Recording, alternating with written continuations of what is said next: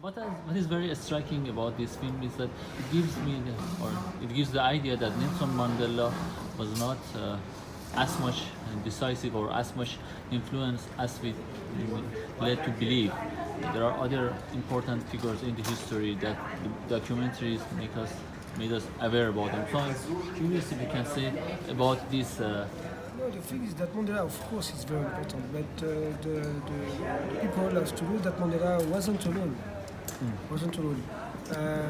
When there is a trial, all the collective, all the accused, they decide to put Mandela at the top of the movement because they want, they need somebody to incarnate the movement of ANC. That's why they choose Mandela, because Mandela was a lawyer. And they want to prove to the white people that a black man can speak easily. That's the reason. But of course, Mandela is not alone. And when Nicolas and I, we write the script, we write the documentary, the title at the beginning was The Others. We need to speak about the others. The world has to know that Mandela, there is other people, other men, who spent 26 years in jail for the same reason. Yeah, I agree with Gilles. I think the movement needed a face, and Mandela was articulate, so he was the best person to put forward the views of the organization.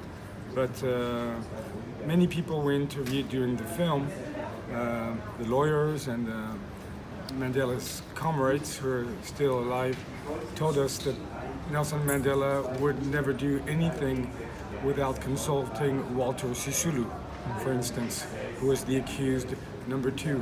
And I think people in the world are not really aware of the extent to which the movement really worked as a collective. That's what we wanted to explain. One of the things we wanted to explain in our documentary. Even when I met Nicolas, I don't know that before. Nicolas spent 3 years in South Africa as a journalist, 10 years ago. Me, I was in South Africa for different reasons. But I don't know that there was a trial with Mandela and 8 different accused. Okay. I know nothing about that. And I didn't know that there is white people inside.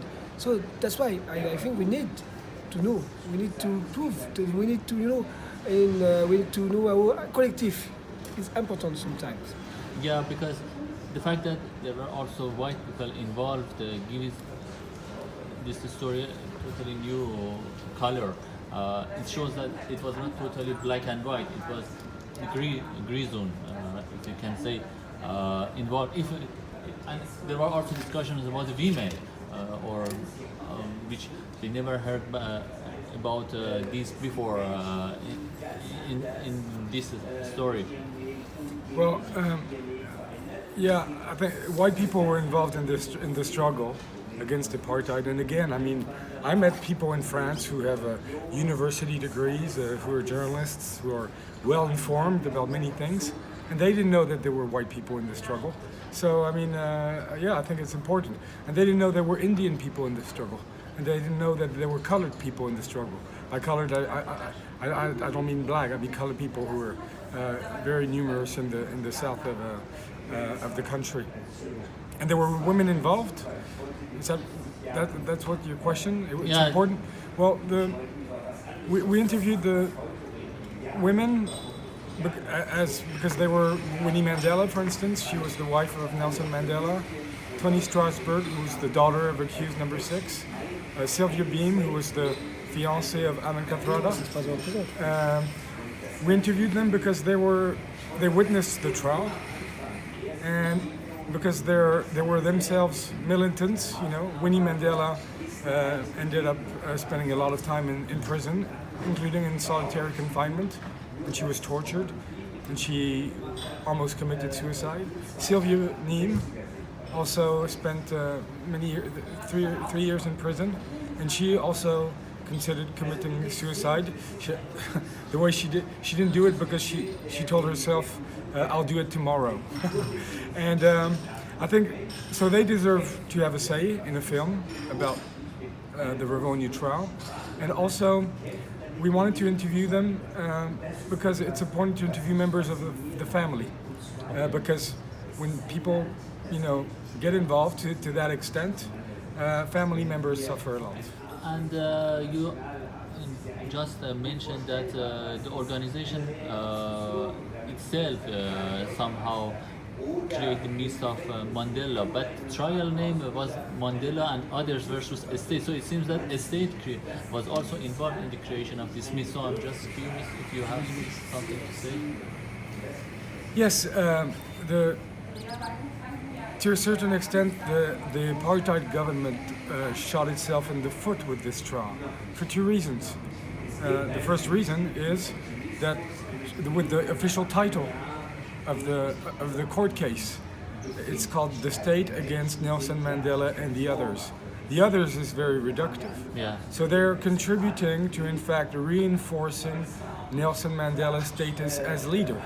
So for a movement which was looking for someone to represent the movement, it was ideal. And what the state also did is that it wanted to organize a show trial, a media trial, and say, look, we've killed the movement. Okay. But what they did is offer a platform for the accused, because they were reporters attending the court hearings. They were ambassadors attending the court hearings. So Nelson Mandela and his comrades used that opportunity to criticize heavily the apartheid regime and promote their own movement. They make that's the state who make an icon. Icon. For example, when you were in South Africa, I think you can't have pictures of Nelson Mandela, even when he was in jail, especially when he was in jail. I think if somebody take you with pictures of Nelson Mandela, it's what? I think it was a fine or a jail sentence. Okay. So, and it's funny because Nicolas told me that he has a friend who was in South Africa when Nelson Mandela was free, and they didn't know how to recognize Nelson Mandela to the crowd. Yeah, he was a photographer, Joao, and who's in the film actually. A film was made about him called the Bangbang Club. They wrote a book. They were members of a collective of photographers who took many risks when they were documenting the riots between the Inkatha and the ANC. And anyway, he was based in Johannesburg, and Mandela was freed in Cape Town, and he had to take pictures of Mandela at the press conference in Johannesburg. But there were other men at the table, and he felt ashamed because he was asking people around, which one is Mandela? Because there were no pictures of Mandela. So, and actually in the popular culture, Johnny Clegg, the song Ase Bonanga, it means where is Mandela? So there again, the apartheid government created a myth, created the legend. They created the star, Mandela. They wanted to defeat him, but they put him way up there. And concerning the aesthetic choice, this film seems, we can say, very simple, but at the same time you use a lot of animation, about 40-50 minutes of the film is animation. So I'm curious if you can say a little bit about the aesthetic choice. When Nicolas and when I met Nicolas, I met Nicolas with 256 hours of sound archives. And so we have to put pictures on some archives. And we think, Nicolas and I would say, well, a trial, you can't film a trial, but you can draw a trial. That's the first point. The second point, when Nicolas showed me different pictures, fixed pictures, photographies, I discovered that there is one woman who drew during the trial. She was the wife of one accused number 6, I think, something like that. And so Nicolas and I, we decided to try to do something with drawings. So I present Nicolas one man whose name is Urt, and we will spend his time working with sound, picture, animation and sound. And we decide black and white because it's like crayonné, crayonné, it's like fusain. It's like the way you draw when you are in a trial. The more simple it is, the best it is for us. Yeah, I agree. But by simple, Gilles does not mean aesthetically. Yeah. Because Ourde, he likes to do abstract animations, and I think he successfully managed to do so, thanks partly to the theme of the apartheid, because apartheid is about separation.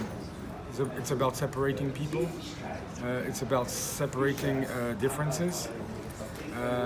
It's about urban planning, and I think all of this are a great source of inspiration for someone who's drawing, because he can say, okay, well, black people will be black circles, white people can be white squares. He can separate them.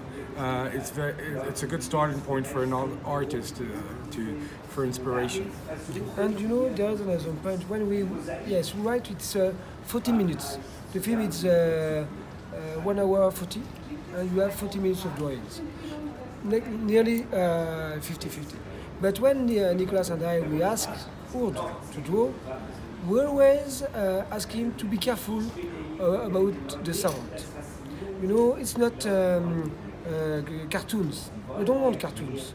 It's drawings we want drawings to make pictures, visage, faces on the judge, on the procurer, on the accused number 5 or 4 or 2, blah blah blah. And but we ask him to be careful of the place for the sound, because if there is no sound archive, there is no film. The reason why we make the film is because sound archives and because of the author. So that was a very important point, and it was the same with music. As Nicolas presented me a friend of him, who was a very important compositor, and we asked the same. Be careful with the sound archives. Yeah, the film is. Gilles and I, we wrote the script of the film, and we edited the film in a way which gives the sound archives the priority. It's the central piece which is leading all throughout the film. It's the main thread, and the spectator has to listen. So nothing must compete with the sound. So it's a challenging brief for the people who worked with us on the film, because the music had to be beautiful, the animation had to be beautiful, but they must never compete with the sound. So the animations, you have to, of course, enjoy them and look at them, but they mustn't be a distraction from the sound. So you have to be focused on the sound. And Ourde, for his previous personal projects and short animation movies he did, the sound is the starting point. Either language that he invents, or music, or Atmo sound that he recorded. The sound is the starting point of his animation. That's why when Gilles introduced Ourde to me, we quickly agreed that he was the right person to do the animation. You saw the film. Yeah. Do you remember the 2 first minutes? Little bit, not. That's a black screen. That's only black. And when I said that to a friend of mine who was a filmmaker, and said, "You're crazy to begin your film with black, 2 minutes black." But if we have to do it again, we do the same, because that's very important to say to the public. You have to see, but you have to listen at first.